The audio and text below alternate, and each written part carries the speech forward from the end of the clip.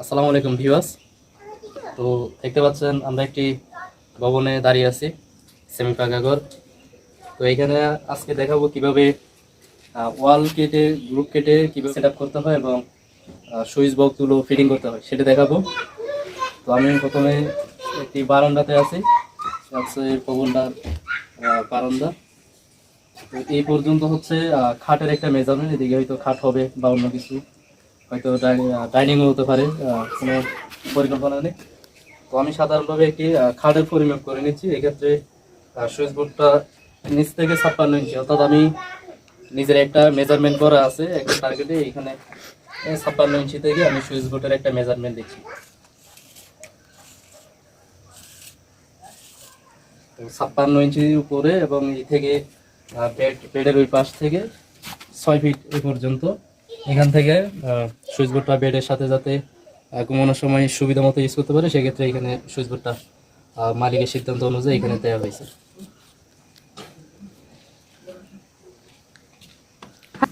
তো দেখেন আমি সোজা করে একদম উপর পর্যন্ত যেভাবে গ্রুপটা কাটবো, এখানে একটা স্কেচ এঁকে নিয়েছি। উপরে যে ওর সাথে একটি কাট সেট হবে, পুরোটা একটা কাঠের সাথে কাট সেট করা হবে। এগুলো উপর দিয়ে আমাদের উপরে পাইপগুলো সেট আপ করতে হবে। তো এই ক্ষেত্রে ওয়ালে যেভাবে গ্রুপ কেটে পাইপগুলো সেট আপ করতে হবে সেটা আমি এখন দেখাবো। এই হচ্ছে একজন ডাকাত, দেখুন, সরি আমার সহযোগী হেল্পার, সে এখন গ্রুপ কাটবে। তো স্টার্ট।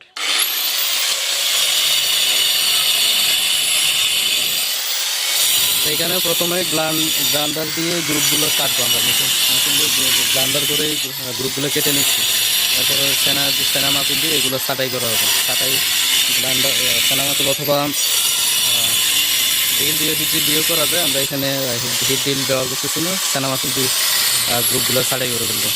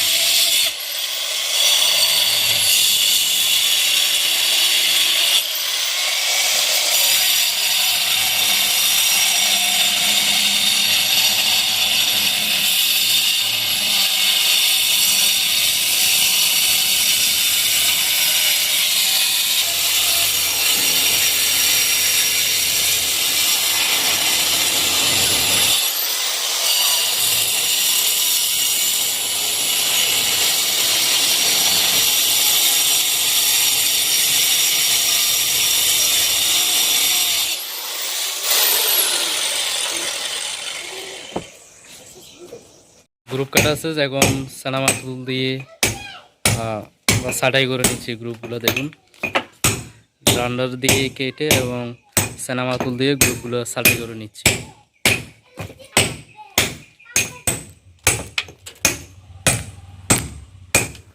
আমাদের যেখানে যেখানে প্রয়োজন আমরা এইভাবে গ্রুপগুলো কেটে নেব। তো এইখানে আমরা অলরেডি গ্রুপগুলো কেটে নিয়ে রেখেছি, দেখেন।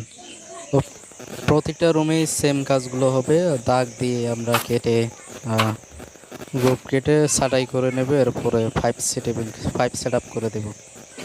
তো এখানে পাইপও সেট আপ করে দিয়েছি, দুইটা ব্যান্ড দিয়ে একটি পাইপ। তো এই রুমেও সেম কাজগুলো, তিনটা লাইট অন করে দিয়েছি এবং গ্রুপ কেটে পাইপ। সুইচ বোর্ডগুলো আমরা কানেকশন করে নিচ্ছি মোটামুটি একটু শক্তভাবে পাথর দিয়ে চাপা দিয়ে রেখেছি সুইচ বোর্ডগুলো সমান স্পিড লেভেল দিয়ে সমান আছে কিনা এবং উপরের পাইপটা ভিতরের সাথে অ্যাটাচ আছে কিনা সেটাও আমরা দেখে নিয়েছি। এরপর আমাদের মশলা দিয়ে ভালো করে সুইচ বোর্ডগুলোকে আটকে দিতে হবে, যাতে প্লাস্টার করার সময় এগুলা নড়ে না যায়। তো ভিউয়ার্স, আমাদের ভিডিওটি আজ এ পর্যন্তই। সাথে থাকার জন্য ধন্যবাদ। দেখা হবে অন্য কোনো ভিডিওতে। আসসালামু আলাইকুম।